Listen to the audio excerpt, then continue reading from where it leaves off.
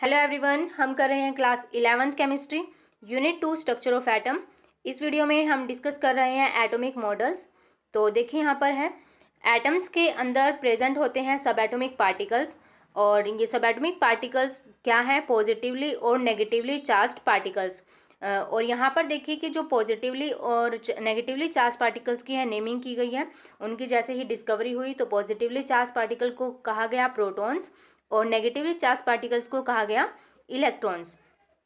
तो देखिए यहाँ पर कि सब एटॉमिक पार्टिकल्स की डिस्कवरी के बाद उनकी अरेंजमेंट, उनके डिस्ट्रीब्यूशन को लेकर है काफ़ी सारी प्रॉब्लम्स आई। तो यहाँ पर देख लीजिए कि क्या क्या प्रॉब्लम्स थी जो यहाँ पर सब एटॉमिक पार्टिकल्स की अरेंजमेंट को लेकर सामने आई। तो देखिए सबसे पहले थी to account for the stability of atom, कि एटम की जो स्टेबिलिटी है वो कैसे मेंटेन रहेगी अगर वहाँ पर है जो पॉजिटिव और नेगेटिवली चार्ज पार्टिकल प्रेजेंट होंगे तो।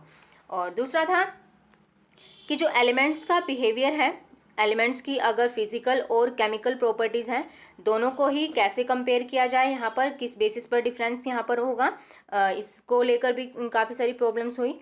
और नेक्स्ट देखिए कि जो मॉलिक्यूल्स की फॉर्मेशन है वो यहाँ पर कैसे होगी, उसकी एक्सप्लेनेशन को लेकर भी काफ़ी प्रॉब्लम हुई। तो देखिए क्या है कि मॉलिक्यूल्स कैसे बनते हैं यहाँ पर by the combination of different atoms. तो यहाँ पर देखिए कि जो एटम्स कंबाइन होते हैं क्या रीज़न है वहाँ पर, और मॉलिक्यूल्स कैसे फॉर्म होंगे अलग अलग तरीके से। तो यहाँ पर ये भी एक प्रॉब्लम थी। और नेक्स्ट देखिए कि जो एटम से इलेक्ट्रोमैग्नेटिक रेडिएशंस हैं वो एमिट होती हैं या फिर वहाँ से अब्जॉर्प्शन होता है, तो उसका जो नेचर होगा, उसका जो ओरिजिन है उसको यहाँ पर समझने में, उसको एक्सप्लेन करने में यहाँ पर प्रॉब्लम हुई। तो देखिए इन सारी ही प्रॉब्लम्स को है यहाँ पर सोल्व किया गया। तो उसके लिए है अलग अलग साइंटिस्ट ने है अपने अलग से एटॉमिक मॉडल्स दिए और उन मॉडल्स के बारे में हम यहाँ पर है डिटेल से पढ़ेंगे। तो देखिए जो सब एटॉमिक पार्टिकल्स हैं, फंडामेंटल पार्टिकल्स जिसको कहते हैं, तो देखिए उनकी प्रॉपर्टीज़ क्या क्या थी। Properties of the fundamental particles. तो देखिए यहाँ पर तीन तरीके के फंडामेंटल पार्टिकल्स हैं, इलेक्ट्रॉन, प्रोटॉन और न्यूट्रॉन। तो सबसे पहले देखिए कि उनका सिंबल क्या है, कैसे उनको है रिप्रेजेंट करते हैं। इलेक्ट्रॉन को ई की हेल्प से small E, proton small P and neutron को स्मॉल एन। तो इस तरीके से है इन सिंबल्स की हेल्प से है इलेक्ट्रॉन, प्रोटॉन और न्यूट्रॉन को रिप्रेजेंट किया जाता है। उसके बाद देखिए यहाँ पर एब्सोल्यूट चार्ज वैल्यू क्या है, यहाँ पर जो इलेक्ट्रॉन है उसकी यहाँ पर नेगेटिव वैल्यूज दी हुई है। देखिए यहाँ पर है -1.602176 मल्टीप्लाई 10⁻⁻19 कॉलम। और देखिए प्रोटॉन क्या है, यहाँ पर इलेक्ट्रॉन नेगेटिव वैल्यू है तो प्रोटॉन के लिए यहाँ पर पॉजिटिव वैल्यू। तो यहाँ पर सेम अमाउंट में है, प्रोटॉन पर पॉजिटिव चार्ज प्रेजेंट रहता है और न्यूट्रॉन पर क्या है यहाँ पर जीरो चार्ज। तो ये क्या है, न्यूट्रल होता है, न्यूट्रॉन जो पार्टिकल्स होते हैं, तो इसलिए यहाँ पर जो चार्ज वैल्यू है वो भी क्या होगी, जीरो। तो देखिए यहाँ पर रिलेटिव चार्ज को अगर हम यहाँ पर ध्यान दें तो रिलेटिव चार्ज क्या है, इलेक्ट्रॉन पर है यूनिट नेगेटिव और प्रोटॉन पर क्या है यूनिट पॉजिटिव यानी कि +1, और न्यूट्रॉन पर क्या आ जाएगा यहाँ पर जीरो चार्ज। तो नेक्स्ट देखिए यहाँ पर अगर मास को हम यहाँ पर कंपेयर करें तो मास वैल्यूज भी दी हुई है, किलोग्राम के अंदर है यहाँ पर। तो इलेक्ट्रॉन की जो मास वैल्यू है देखिए 9.1, हम है स्टार्टिंग के डिजिट्स यहाँ पर ले रहे हैं। तो देखिए यहाँ पर 9.1 मल्टीप्लाई 10⁻⁻31 किलोग्राम। और फॉर प्रोटॉन के लिए देखिए यहाँ पर 1.6 मल्टीप्लाई 10⁻⁻27। तो देखिए हम हैं यहाँ स्टार्टिंग डिजिट से भी इसको रिप्रेजेंट कर सकते हैं। उसी तरीके से यहाँ पर है न्यूट्रॉन की वैल्यू, तो न्यूट्रॉन की वैल्यू है हम लिख सकते हैं 1.6 मल्टीप्लाई 10⁻⁻27 किलोग्राम। तो देखिए इस तरीके से है हम यहाँ पर तीनों ही फंडामेंटल पार्टिकल्स जो है उनकी मास वैल्यू क्या है उसको भी यहाँ से चेक कर सकते हैं।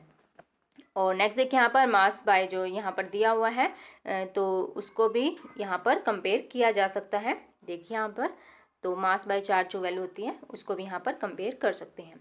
और देखिए यहाँ पर है फंडामेंटल पार्टिकल्स की जो प्रॉब्लम्स आई थी उनके डिस्ट्रीब्यूशन को लेकर, उसके लिए जैसे मैंने आपको बताया कि अलग अलग यहाँ पर है एटॉमिक मॉडल्स दिए गए और उसमें क्या था, चार्ज पार्टिकल कैसे अरेंज होंगे, किस तरीके से प्रेजेंट होंगे एटम के अंदर, यही सारी बातें इनके अंदर सोल्व करने की कोशिश की गई थी। और इसी से रिलेटेड यहाँ पर है देखिए जे थॉमसन और यहाँ पर है रदरफोर्ड मॉडल। तो देखिए हम हैं इसके बारे में भी यहाँ से डिटेल से पढ़ेंगे। और नेक्स्ट देखते हैं यहाँ पर देखिए थॉमसन मॉडल ऑफ एटम। तो देखिए यहाँ पर है कि इलेक्ट्रॉन के डिस्ट्रीब्यूशन को लेकर ही यहाँ पर ये मॉडल है। तो देख लीजिए इसके अंदर क्या है कि जे थॉमसन है यहाँ पर साइंटिस्ट, उन्होंने है 1898 में अपना ये जो मॉडल था उसको यहाँ पर है दिया था। और इसमें देखिए क्या किया उन्होंने, जो एटम की जो स्ट्रक्चर थी, एटम की जो शेप थी, उसको एक स्फीयर से कंपेयर किया और कहा गया कि एटम की कैसी शेप होती है, एक स्पेरिकल शेप होती है जिसकी रेडियस क्या है यहाँ पर अप्रोक्सीमेटली 10⁻⁻10 मीटर।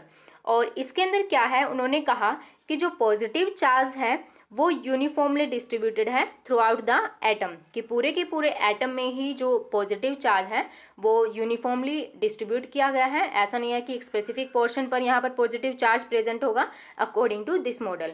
और देखिए इलेक्ट्रॉन्स कैसे हैं यहाँ पर, और electrons are embedded into it, यानी कि पॉजिटिव चार्ज जो है पूरे के पूरे एटम के अंदर है, पूरे के पूरे स्फीयर के अंदर है, और उसके अंदर क्या होंगे यहाँ पर इलेक्ट्रॉन्स एम्बेडेड होंगे। और देखिए यहाँ पर है इसको है कंपेयर किया गया था कैसे, देखिए यहाँ पर देख सकते हो आप, इस मॉडल का कंपैरिजन किया गया था लाइक प्लम पुडिंग और रेजिन पुडिंग। देखिए इस तरीके से, जैसे कि किसी और दूसरा है यहाँ पर वाटरमेलन के साथ भी इसका कंपैरिजन किया गया। तो देखिए यहाँ पर अगर आप वाटरमेलन से इसका कंपैरिजन करते हैं तो देख लीजिए यहाँ पर है, ये डायग्राम की हेल्प से देख सकते हो कि जो इस यहाँ पर स्फीयर है, जो स्फीयर दिखाई दे रहा है यहाँ पर, तो देखिए ये क्या है, इसके अंदर तो क्या है पॉजिटिव चार्ज, और जो इलेक्ट्रॉन्स है यहाँ पर देखिए, जो इलेक्ट्रॉन्स है ये दिखाए हुए हैं कि ये इलेक्ट्रॉन्स इसके अंदर क्या होंगे एम्बेडेड हैं।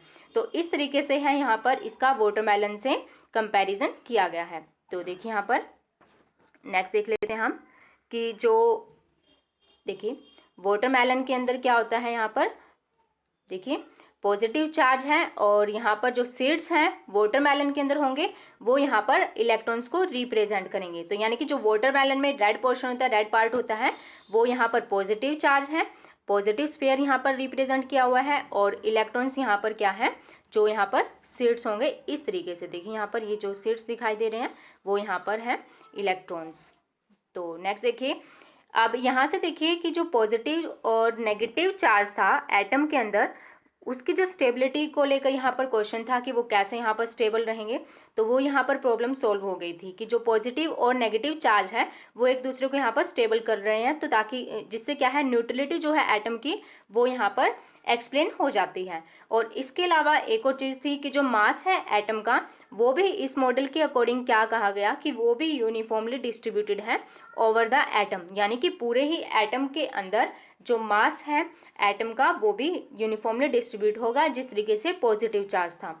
तो ये था जे थॉमसन मॉडल। और इसके अलावा देखिए यहाँ पर है जो जे थॉमसन थे उन्होंने क्या है इन्वेस्टिगेशन की, जो एक्सपेरिमेंटल अपने एक्सपेरिमेंट्स किए, थ्योरेटिकल एक्सप्लेनेशन दी किसके ऊपर, the conduction of electricity bye gases.